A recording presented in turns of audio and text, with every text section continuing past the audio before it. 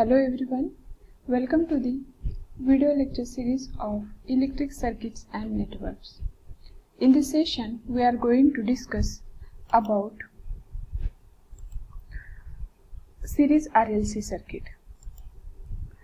Consider a circuit as shown in figure with resistor R, inductor L and capacitor C are connected in series.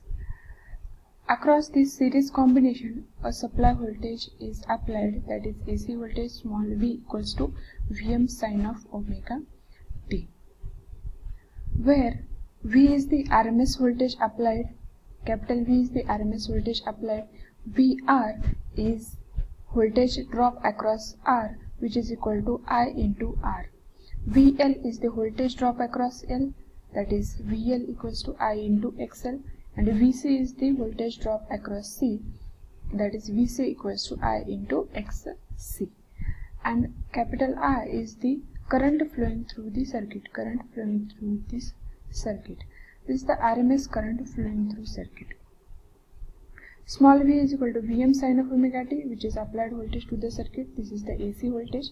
VR is the voltage across resistor I into R, VL is the I into XL, and VC is equal to I into XC volt.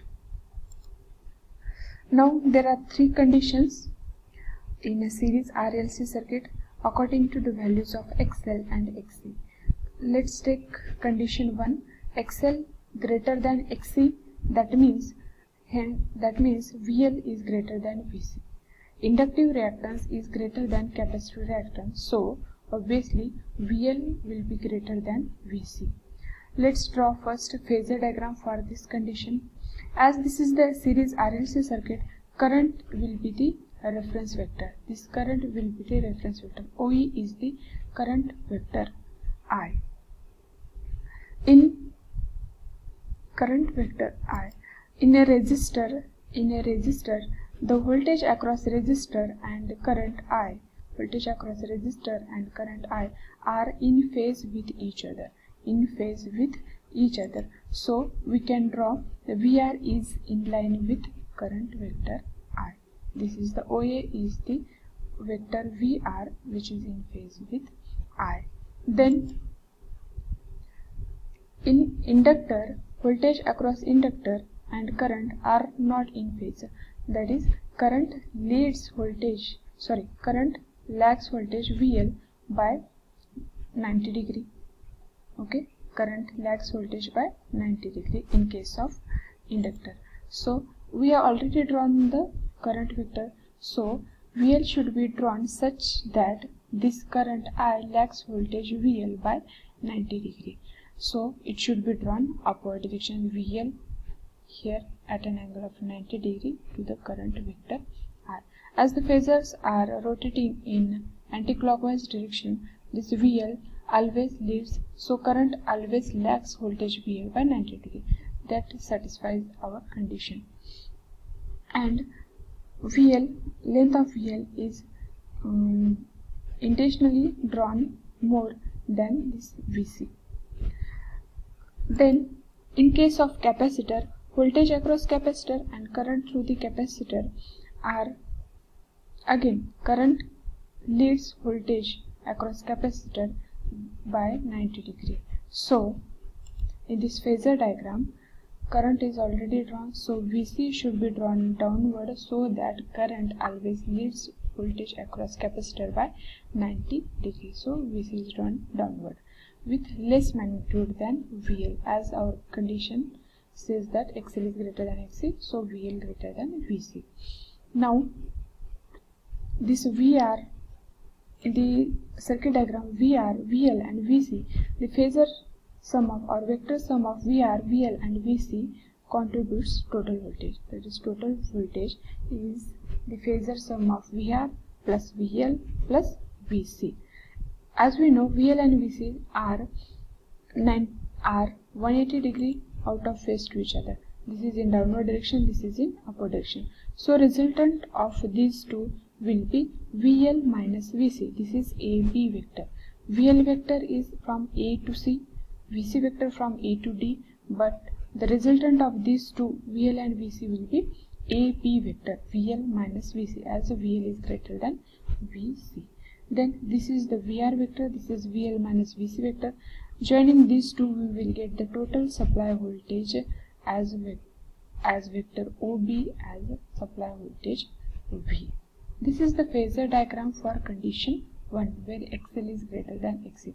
From phasor diagram, we can write as, see the triangle OAB. OAB is the right angle triangle. From that we can write OB square.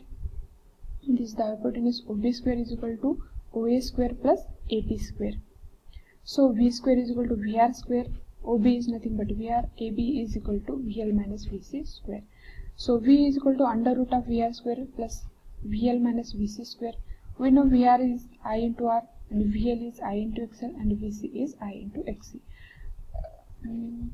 Current can be taken outside, so V is equal to I under root of R square plus XL minus XC its square. This term can be written as Z. Z is impedance of the circuit. So for this condition, Z will be I under root of R square plus XL minus XC its square. Phi is equal to tan inverse of VL minus VC upon VR, that is tan inverse of XL minus XC upon R. The circuit is inductive nature because this current vector I lags voltage vector V by angle phi, so power factor is lagging in nature. This will be the condition first. Then second condition, XC is greater than XL, hence VC will be greater than VL. Drawing the phasor diagram, this is the same reference vector I.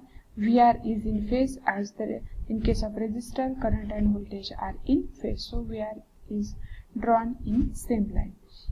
Then in case of inductor, current lags voltage by 90 degrees, so VL should be drawn upward with less magnitude.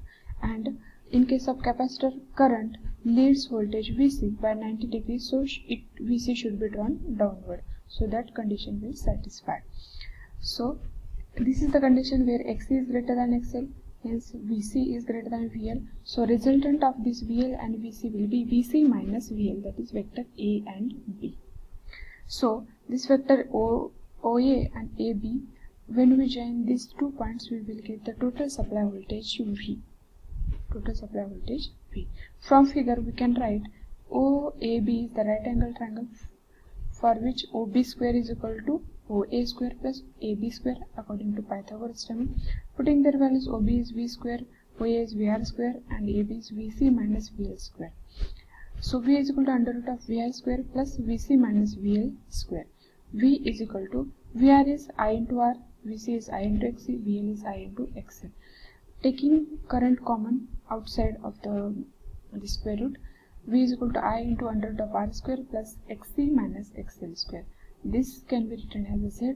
So Z we are getting for this condition number 2, under root of R square plus XC minus XL square, and phi is equal to tan inverse of VC minus VL upon R, which is equal to tan inverse of XC minus XL upon R.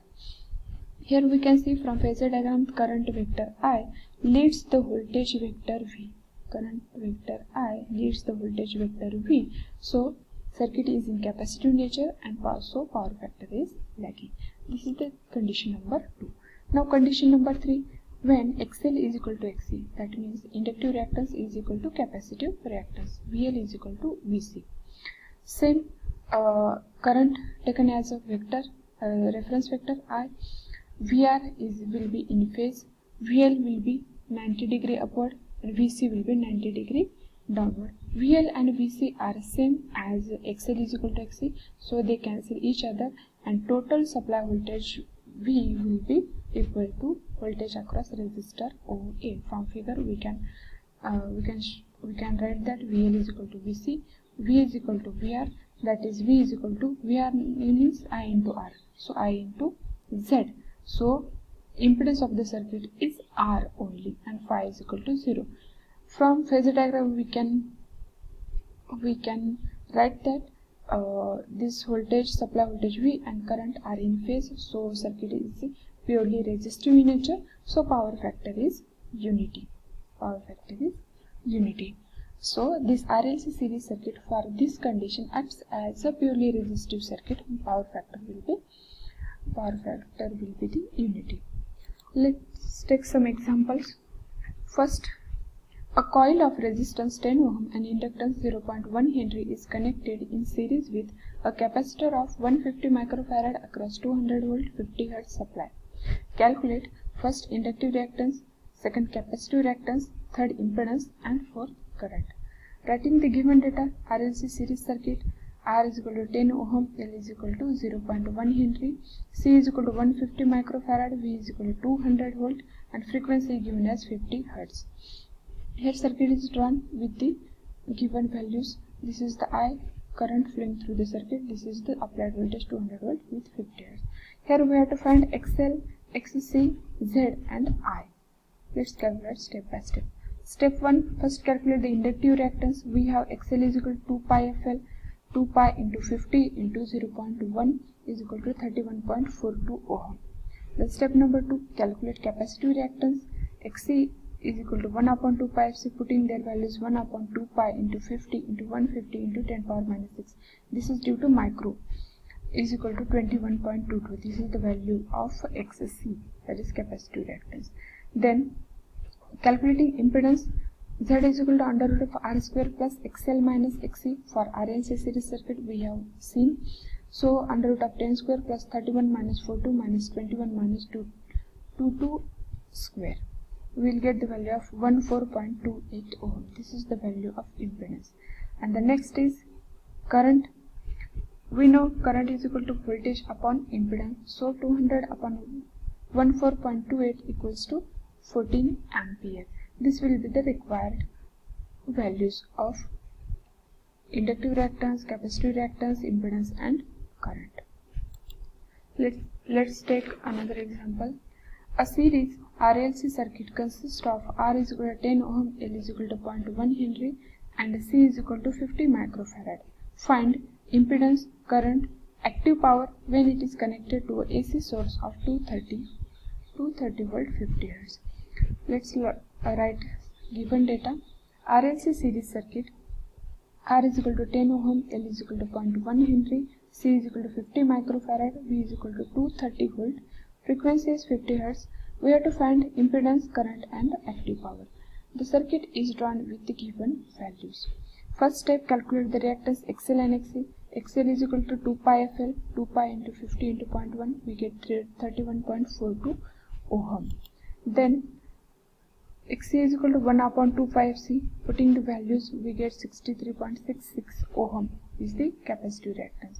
Then calculating impedance, we have Z is equal to under root of R square plus XL minus XC square, putting values we get 33.76 as the impedance. Then calculating the phase angle can be written as tan inverse of XL minus XC upon R for the series RLC circuit. Putting the values of XL, XC and R, we get minus 72.76. This is minus, why? Because XC is greater than XL, that is the condition number 2. So we get a negative 5. Then step number 4, calculating current. I is equal to V upon mod Z, 230 upon 33.76, we get 6.82 ampere. This is the current flowing through the circuit. And calculating the active power, P is equal to VI cos phi, voltage value 230, current 6.82 and cos of minus 72.76, we get 464.9 watt. This is the required value of active power, current and the phase angle. Here negative indicates that the current flowing through the circuit is leading in nature because the nature of the circuit is capacitive. Okay. This is all about the RLC series circuit. The remaining topics will be covered in the next videos. Till then, stay tuned, keep learning.